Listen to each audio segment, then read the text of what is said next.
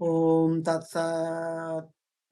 नमो ब्रह्मण्यदेवाय गोब्राह्मणहिताय च जगद्धिताय कृष्णाय गोविन्दाय नमो नमः।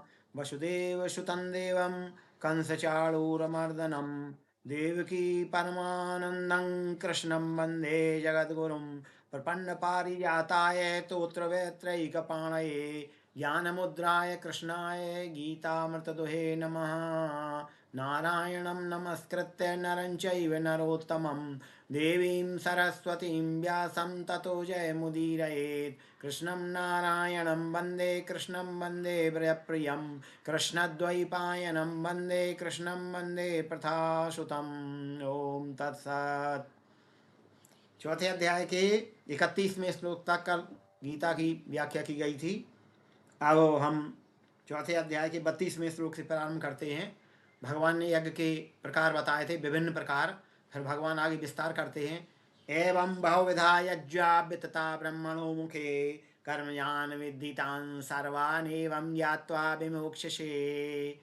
हे अर्जुन, एवं बहुविधा यज्ञा, इस प्रकार बहुत प्रकार के यज्ञ, अनेक प्रकार के यज्ञ वेदों में विस्तार से वर्णित हैं। वेद या वेदांत में, वेद सम्मत शास्त्रों में, गीतादि शास्त्रों में विस्तार से कहे गए हैं।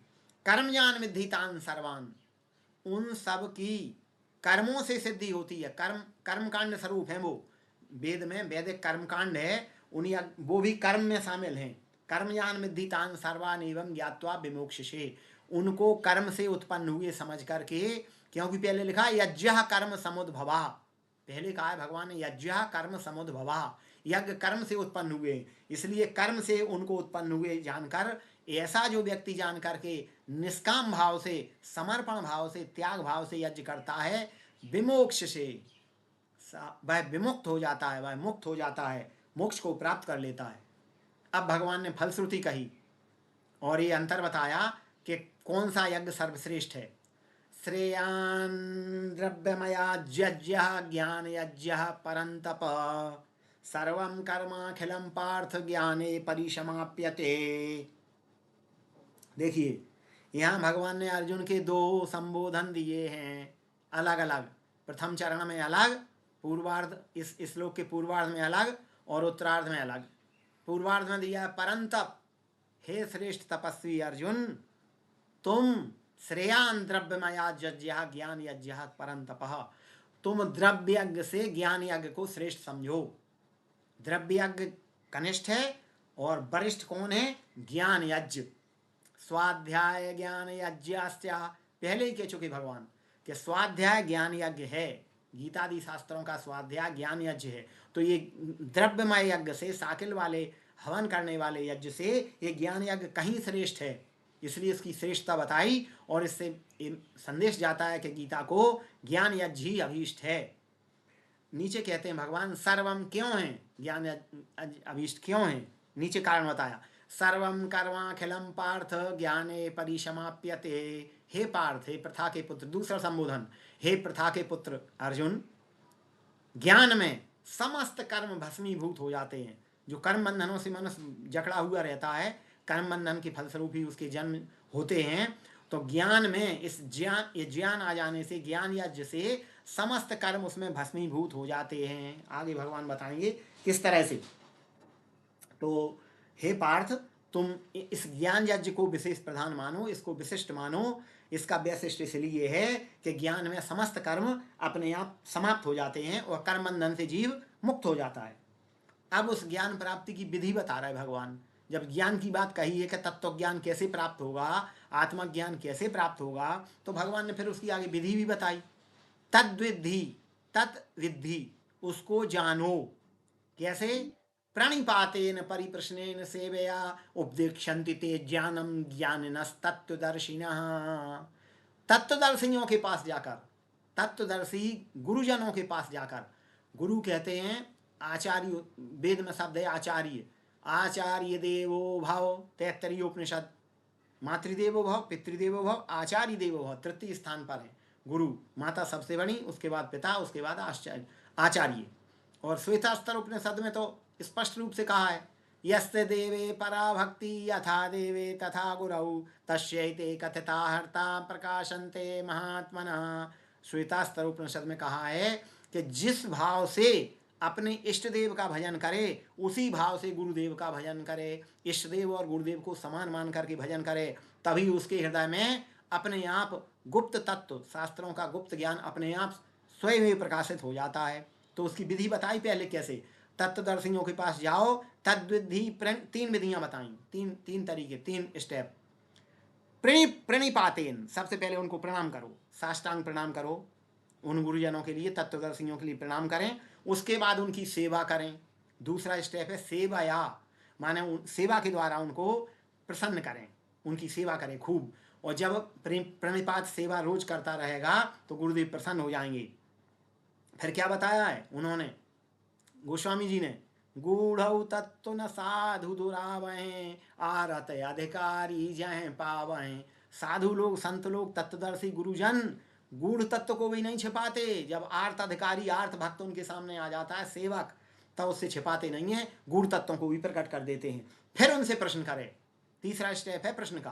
पहला प्रणिपात करे, सेवा करे, परिप्रश्नेन, प्रश्नों के द्वारा, फिर विवेक पूर्वक, नम्रता पूर्वक, अत्यंत विनम्रता से प्रश्न करे। ये नहीं है कि उनकी परीक्षा लेने के लिए कोई प्रश्न कर दे तो वो समझ जाएंगे जो मेरी परीक्षा ले रहा है। तो इस तरह का प्रश्न नहीं, बिल्कुल शरणागत होकर के, जैसे अर्जुन ने भी प्रपन्न होकर प्रश्न पूछा है, साधि मान त्वाम प्रपन्नम, आप मुझे शिक्षा दीजिए, मैं आपके प्रपन्न हूँ, शिक्षा देने की बात कही है। तो वो यहाँ करे, इन विधियों से पहले प्रणिपात करे, फिर सेवा करे, फिर प्रश्न करे। तो उपदेक्षन्ति ते ज्ञानम ज्ञानिनः तत्वदर्शिनः, वे तत्वदर्शी गुरुजन तुमको ज्ञान का उपदेश करेंगे। यस ज्ञात्वा न पुनर्मोहमेवं यास्यसि पांडव येन भूतान्यशेषेण द्रक्ष्यस्यात्मन्यथो मयि। यस ज्ञात्वा न, उस तत्व ज्ञान को प्राप्त करके, हे पांडव, हे पांडु के पुत्र, पांडव अर्जुन से ही कहा है भगवान ने, पांडव तो सभी थे पांचों, लेकिन पांडव संबोधन यहाँ अर्जुन से ही है कि हे पांडव, तुम फिर मोह को प्राप्त नहीं होगे। पुनर्मोह है, मोह की दवाई बता रहे हैं ना भगवान, प्रथम अध्याय में मोह ही है, तो वो मोह में हो गए। अब चतुर्थ अध्याय में फिर कह रहे कि तुम जो जिस मोह में आज बंध गए हो, उस पुनर्मोह एवं या शशि पांडव, इस मोह को फिर तुम पुनः प्राप्त नहीं करोगे जब तत्व ज्ञान प्राप्त कर लोगे तो।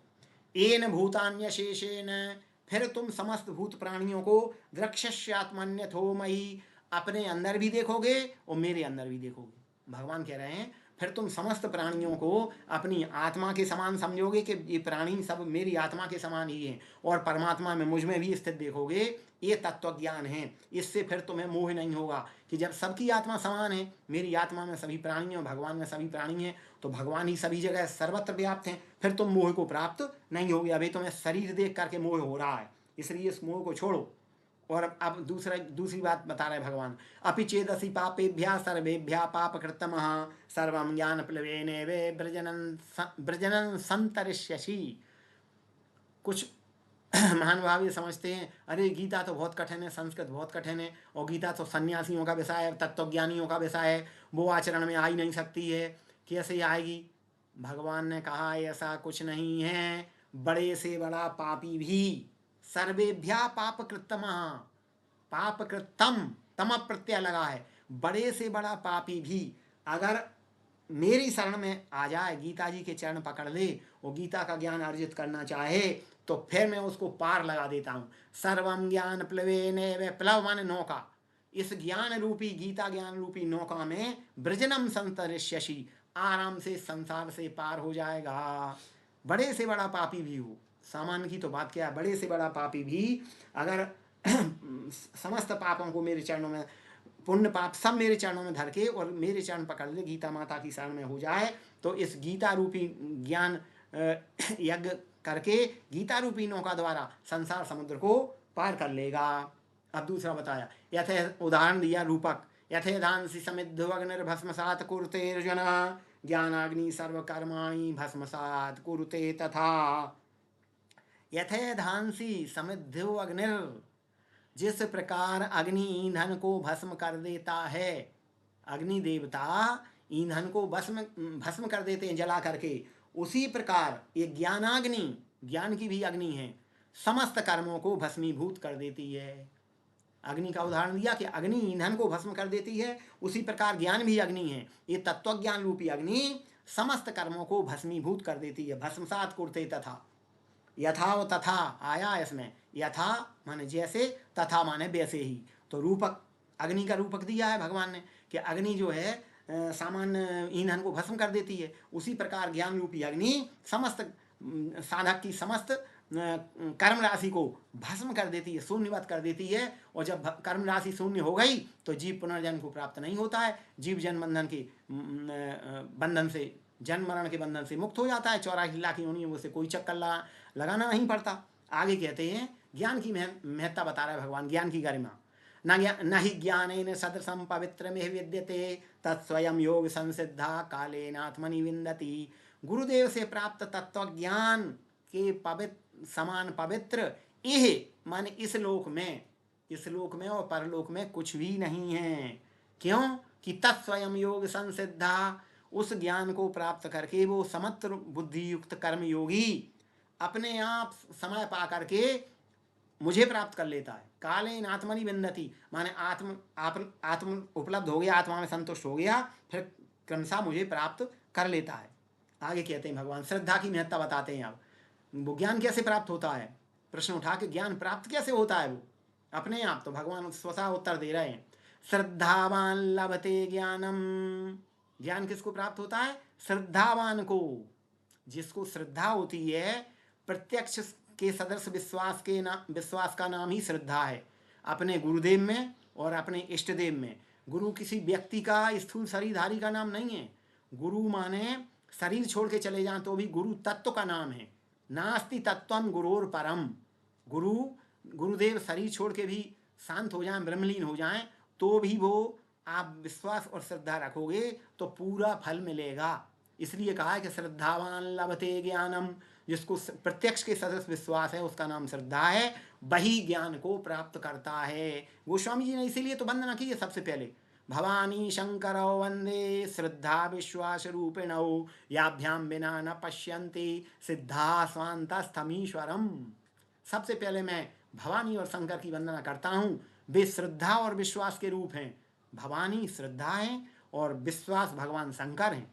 तो उन दोनों के बिना अपने अंतःकरण में स्थित ईश्वर को हम देख नहीं पाते, क्योंकि जब श्रद्धा और विश्वास होगी तभी तो अंतःकरण से ईश्वर प्रकट होगा।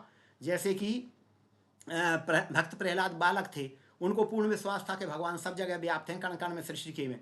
तो जब उनके पिता हिरण्यकश्यप ने पूछा कि क्या इस खम्भे में है, तो प्रहलाद ने कहा हाँ इस खम्भे में भी है पापा जी, पिताजी इस खम्भे में भी है, आप प्रत्यक्ष देख लो, आपको देखना हो। तो उसने एक गदा मारी और भगवान तो बैठे ही थे तैयार के वो भक्त कहे और मैं प्रकट हूँ। तो नरसिंह भगवान प्रकट हो गए। तो जहाँ हम विश्वास मानेंगे वहीं प्रकट होंगे। तो श्रद्धावान लभते ज्ञानम। गोस्वामी जी ने भी कहा है, श्रद्धा बिना धर्म नहीं होई। श्रद्धा के बिना धर्म नहीं होता है, श्रद्धा के बिना ज्ञान प्राप्त नहीं होता है। और 2 शर्तें और बताई, कौन कौन? तत्पर रहे।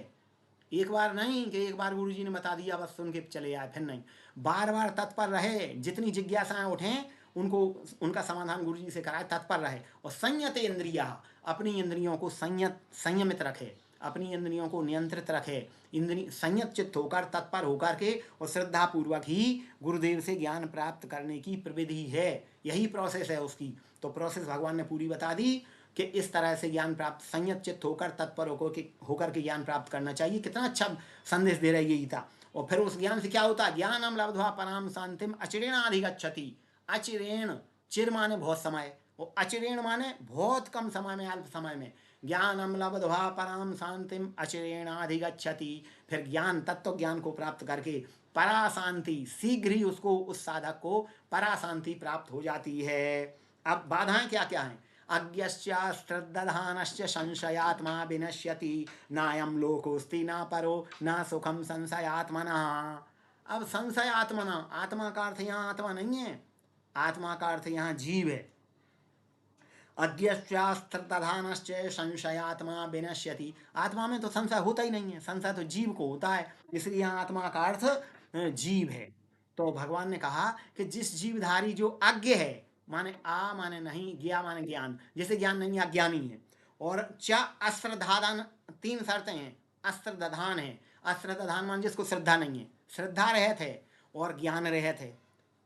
श्रद्धा रहित, ज्ञान रहित है। और तीसरी कंडीशन क्या है, जो संशयी है, संशय आत्मा है, संदेह होता है, जैसे भगवान मिलेंगे कि नहीं मिलेंगे, जाने क्या भगवान गुरुजी क्या कहेंगे, वो जाने मंत्र देते हैं वो काम करता है कि नहीं, वो कामनाएं पूरी, जिसको संशय है। तो संशय सर्प ग्रसे उर्गादा, जिसको संशय रूपी सर्प डस लेता है उसको फिर सिद्धि नहीं होती। इसलिए भगवान ने कहा कि तीन प्राणी, अज्ञानी, श्रद्धा से रहित और संशय आत्मा, ये नष्ट हो जाते। और संशय आत्मा को तो विशेष बताया है, ना यम लोकोस्ति, संशय आत्मा के लिए ये लोक नहीं है, ना परलोक भी नहीं है, ना सुखम संशय आत्मा ना, और उसको सुख भी नहीं है। संशय आत्मा को विशेष पापी बताया है।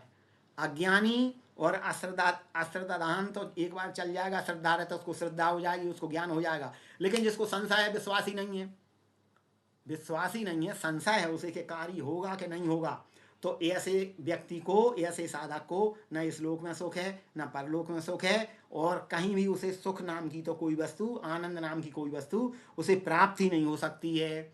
इसलिए योग संन्यस्त कर्माणम ज्ञान संच्छन्न संशयम आत्मवंतन्न कर्माणि निबधनन्ति धनंजय। योग संन्यस्त कर्माणम, जिसने योग कर्म योग के द्वारा समस्त कर्मों का संन्यास, समस्त कर्मों का त्याग भगवान के लिए कर दिया है। और ज्ञान संच्छन्न संशयम, ज्ञान के द्वारा जिसने अपने संशयों को बिल्कुल समूलोच्छेद कर दिया है, कोई संशय नहीं रहे, वो लक्ष्य पे पहुंच गया है। और आत्मबंतन, जो अपने आप में ही संतुष्ट है, उसे कोई इच्छा नहीं है, तो ऐसे पुरुष को न कर्माणि निबधनन्ति धनंजय। हे धनंजय, हे गांडीवधारी अर्जुन, उस व्यक्ति को कर्म बांधते नहीं हैं, वो कर्म बंधन से, इसमें ज्ञान और कर्म दोनों एक साथ बताए हैं, इसलिए इसका नाम ज्ञान कर्म संन्यास योग है। तीनों चीजें बताई हैं, ज्ञान कर्म और संन्यास, इसलिए इसका नाम ज्ञान कर्म संन्यास योग। अभी ज्ञान बताया, फिर कर्म की बात कर रहे हैं भगवान, कि ऐसा व्यक्ति फिर कर्म बंधन में लिप्त नहीं होता, कर्म बंधन से न निबधनन्ति, कर्म बंधन में नहीं बनता, कर्म बंधन से मुक्त हो जाता है। तस्मादज्ञान संभूतम हृतिस्थम ज्ञानाशिनात्मनः छित्त्वैनं संशयं योगमातिष्ठोत्तिष्ठ भारत। इसलिए हे भरतवंशी अर्जुन, अपने अज्ञान को, अज्ञान जो उत्पन्न हुआ है हृदय में, उसको ज्ञानासिन माने ज्ञान रूपी तलवार से काट दो। उस अज्ञान को ज्ञान रूपी तलवार से, यहाँ रूपक दिया तलवार का, ज्ञान को ज्ञान रूपी तलवार से काट करके, उसका छेदन करके, संशय रहित होकर योग मातिष्ठ, योग में, कर्म योग में, गीता के कर्म योग में आरूढ़ हो जाओ, कर्मयोग पर समस्त बुद्धि रूपी कर्मयोग करते हुए, और युद्ध करने के लिए उत्तिष्ठ भारत, हे भरतवंशी अर्जुन, युद्ध करने के लिए तुम खड़े हो जाओ। दो बार आया है उपनिषद का शब्द उत्तिष्ठ, उत्तिष्ठ, योग मातिष्ठोत्तिष्ठ भारत, उत्तिष्ठत जागृत प्राप्य वरान निबोधत, कठोपनिषद। ये उत्तिष्ठ शब्द बार बार भगवान कह रहे हैं, क्योंकि अर्जुन बैठ गए थे। विसर्ज्य ससरं चापम शोक संविघ्न मानसः रथोपस्थ उपाविशत, रथ के पिछले भाग में बैठ गए थे अर्जुन, ऊंचाई पे बैठे, भगवान नीचे बैठे, नीचे बैठे ही, तो भगवान नीचे ही बैठे बैठे बात कर रहे, भक्त ऊपर बैठे हैं, वक्ता नीचे। और गीता का ये विलक्षण है कि वक्ता जो गीता का ज्ञान दे रहे हैं वो नीचे बैठे हैं, और श्रोता हनुमान जी महाराज और अर्जुन ऊपर बैठे हैं। देखिए कितने आनंद का वैसा है, कितनी विलक्षणता है गीता की। तो भगवान भक्त के लिए सब कुछ कर सकते हैं। तो भगवान ने कहा कि तुम समस्त अज्ञान के संशयों को ज्ञान रूपी तलवार से काट करके युद्ध करने के लिए उठ के खड़े हो जाओ। ये 42वां श्लोक पूर्ण हुआ। ओम तत्सदिति। श्रीमद्भगवद्गीतासु उपनिषत्सु ब्रह्म विद्यायां योगशास्त्रे श्री कृष्णार्जुन संवादे ज्ञान कर्म संन्यास योगो नाम चतुर्थोध्याय। ओम श्री कृष्णार्पणमस्तु। इसको ज्ञान कर्म संन्यास इसलिए कहा है कि इसमें ज्ञान भी है, इसमें कर्म भी है, और इसमें संन्यास का तत्व भी है कि कर्मों का संन्यास किस प्रकार से होता है। इसलिए तीनों जोड़ करके ज्ञान कर्म संन्यास योग पुष्पिका में ऋषिगणों ने लिखा है। तो इस प्रकार हम गीता का क्रमशः पूरा स्वाध्याय कराएंगे और स्वाध्याय के द्वारा पूर्णता तक ले जाएंगे। 18वें अध्याय के 78वें श्लोक तक ले जाएंगे। ऐसी हमारी भगवान से प्रार्थना है कि भगवान हमारे ऊपर कृपा करें कि हमारी मुख से वाणी अविराम निकलती रहे। ओम श्री कृष्णार्पणमस्तु।